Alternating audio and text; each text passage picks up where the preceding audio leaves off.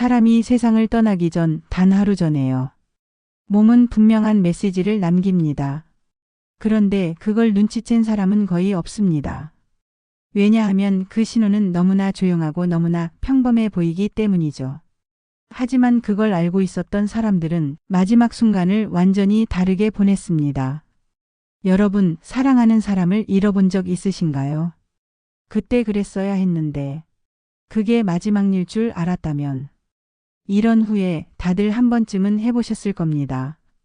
그 마지막 하루는 너무 조용해서 가족들도 그게 신호였다는 걸 나중에야 알게 되는 거예요. 저도 그랬습니다. 할머니께서 돌아가시기 전날 평소보다 조용하셨어요. 그냥 피곤하신 줄 알았죠. 근데 그게 아니었습니다. 할머니는 그날 이미 알고 계셨던 거예요. 자신의 시간이 얼마 남지 않았다는 걸요. 그래서 오늘은 여러분께 꼭 전해드리고 싶은 이야기가 있습니다. 2019년 서울의 한 대학병원 완화의료팀에서 놀라운 연구 결과를 발표했다고 합니다. 수백 명의 임종 직전 환자들을 지켜보며 의료진들이 발견한 공통점이 있었다는 거예요. 그게 뭐냐면요. 사람이 세상을 떠나기 전 24시간에서 48시간 사이 몸에는 7가지 뚜렷한 변화가 나타난다는 겁니다. 그런데 이 변화는 갑작스럽지 않아요. 극적이지도 않습니다. 오히려 너무 자연스러워서 가족들은 그냥 오늘 좀 피곤하신가 보다 정도로만 생각하고 넘어가는 거죠. 실제로 한 유족분이 이런 말씀을 하셨습니다. 아버지가 돌아가시기 전날 아침에 일어나셔서 창문을 한참 보시더라고요. 그리고 저한테 이렇게 말씀하셨어요. 오늘 날씨 참 좋구나. 그게 마지막 말씀이었어요. 근데 저는 그냥 평범한 인사인 줄 알았어요. 아버지가 작별 인사를 하신 줄은 몰랐죠. 여러분, 이게 바로 우리가 알아야 할 이유입니다. 마지막 순간은 항상 예고 없이 오는 게 아니에요. 몸은 이미 알고 있습니다. 그리고 우리에게 신호를 보내고 있는 겁니다. 그럼 이제 그 7가지 신호가 무엇인지 하나하나 말씀드리겠습니다. 여러분, 혹시 지금 떠오르는 분이 계신가요? 부모님, 배우자 혹은 오랜 친구분. 이 이야기를 들으시면서 그분의 얼굴을 떠올려 보세요. 사람이 세상을 떠나기 전 가장 먼저 나타나는 신호는 체온입니다. 손끝과 발끝이 차가워지기 시작해요. 이건 몸이 에너지를 중요한 장기, 그러니까 심장이나 뇌 쪽으로 집중시키기 때문입니다. 말초 혈관으로 가는 혈액량이 줄어들면서 손과 발이 차가워지는 거죠. 만약 어르신의 손을 잡았을 때 평소보다 유난히 차갑게 느껴진다면요. 그냥 날씨 때문이라고 생각하지 마시고 한 번 더 신경 써주세요. 이불을 덮어드리고 손을 따뜻하게 감싸주세요. 그 온기가 마지막 순간까지 사랑을 전하는 방법입니다. 호흡이 달라집니다. 평소보다 느려지거나 불규칙해져요. 숨을 크게 쉬다가 갑자기 멈췄다가 다시 쉬기 시작하는 패턴이 나타나기도 합니다. 의학 용어로는 체인-스토크스 호흡이라고 부르는데요. 이건 뇌와 심장이 산소를 조절하는 능력이 떨어지면서 나타나는 현상입니다. 어떤 분들은 이 호흡 소리를 듣고 깜짝 놀라세요. 숨을 안 쉬시는 것 같아요. 하면서 급하게 119를 부르기도 하죠. 하지만 이건 자연스러운 과정입니다. 몸이 쉬어가는 거예요. 마지막 여행을 준비하면서 천천히 속도를 늦추고 있는 겁니다. 이럴 땐 옆에서 조용히 손을 잡아주세요. 괜찮아요. 여기 있어요. 그 말 한마디만으로도 큰 위로가 됩니다.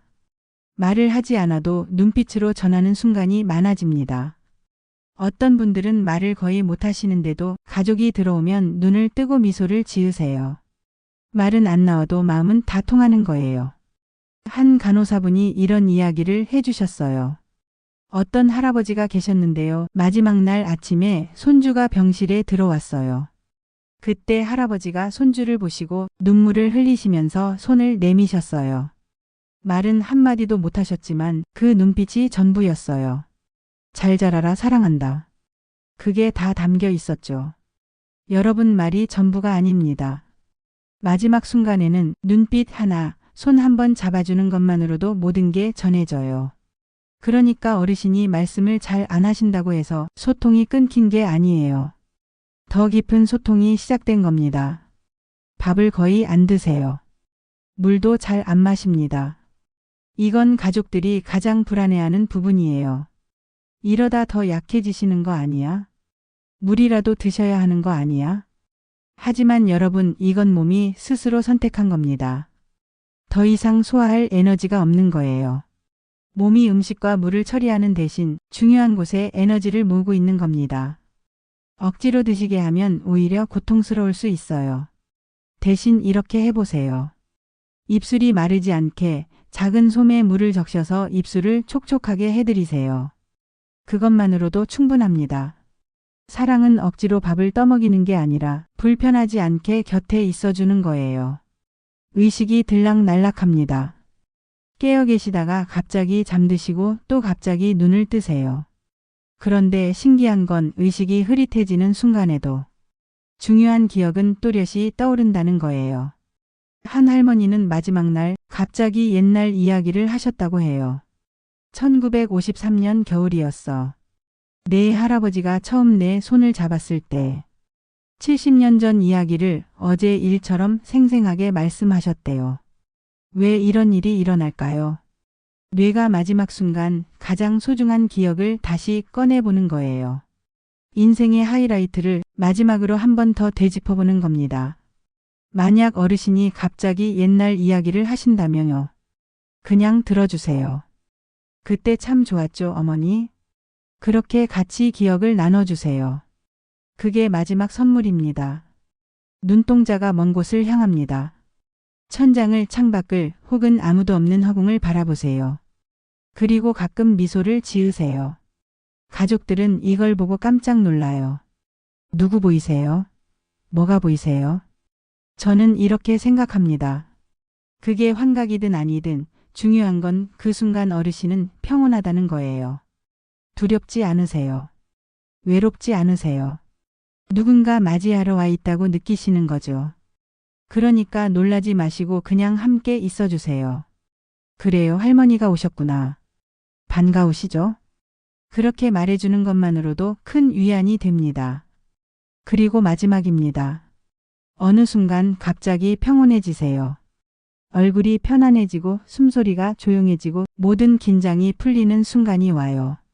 마치 모든 걸 내려놓은 것처럼 깊은 안정감이 온 얼굴에 퍼집니다. 이 순간을 본 사람들은 다들 이렇게 말해요. 고통스러워 보이지 않았어요.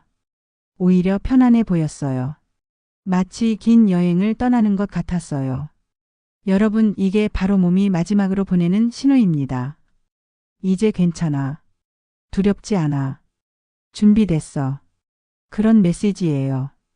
그럼 이제 우리는 어떻게 해야 할까요? 이 7가지 신호를 알았다고 해서 죽음을 막을 수는 없습니다. 하지만 우리가 할 수 있는 건 그 마지막 시간을 더 따뜻하게 만드는 거예요. 곁에 있어주세요. 아무 말 안 해도 됩니다. 손만 잡아주세요. 사람은 마지막 순간까지 촉각을 느낍니다. 손의 온기로 여기 있어요, 함께 있어요 하고 말해주세요. 허락해주세요. 괜찮아요, 이제 쉬어도 돼요. 이 말 한마디가 얼마나 큰 위로가 되는지 아세요? 많은 어르신들이 가족 때문에 버티세요. 내가 가면 애들이 슬퍼할 텐데. 그래서 떠나지 못하는 거예요. 그러니 이렇게 말씀해 드리세요. 우리 괜찮아요.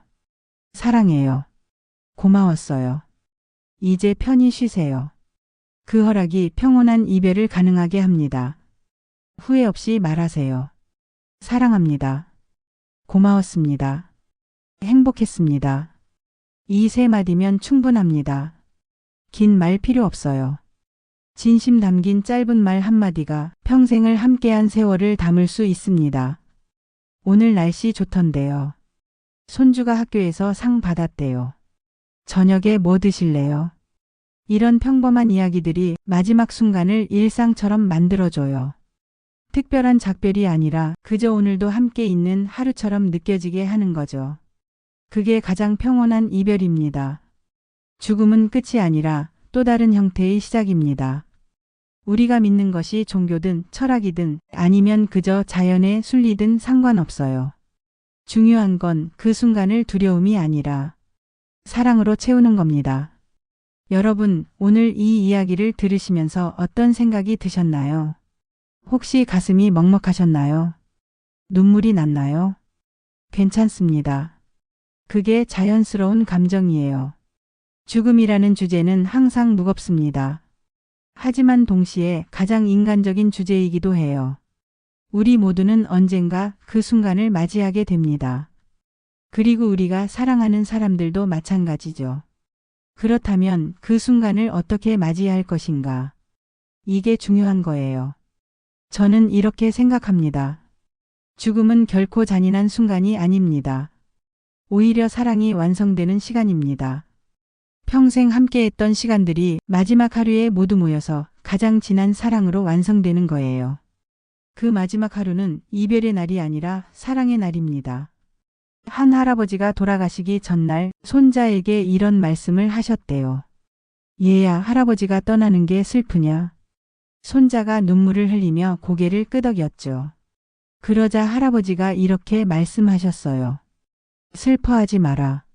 할아버지는 너와 함께한 모든 순간이 행복했어. 그 행복은 할아버지가 가져가는 게 아니라 너한테 남겨두고 가는 거야.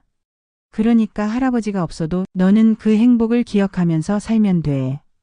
그게 할아버지가 너한테 주는 마지막 선물이야. 여러분, 이게 바로 마지막 하루의 의미입니다. 없어지는 게 아니에요. 남기고 가는 거예요. 사랑을 남기고 기억을 남기고 따뜻함을 남기고 가는 거죠. 그러니까 오늘 이 영상을 보시고 나서 한 가지만 해주세요. 지금 당장 떠오르는 사람에게 연락하세요. 부모님이든 배우자든 오랜 친구든 오늘 생각나서요. 잘 지내시죠? 사랑해요. 이 짧은 말 한마디가 나중에 후회를 남기지 않는 방법입니다. 마지막 하루가 되기 전에 오늘 먼저 사랑을 전하세요. 저는 할머니를 떠나보낸 후에야 깨달았습니다. 마지막 하루는 예고 없이 오지만 사랑은 매일 전할 수 있다는 걸요. 그래서 이제는 후회하지 않습니다. 할머니께 충분히 사랑한다고 말씀드렸거든요. 마지막 날이 아니더라도 매일매일 말씀드렸어요.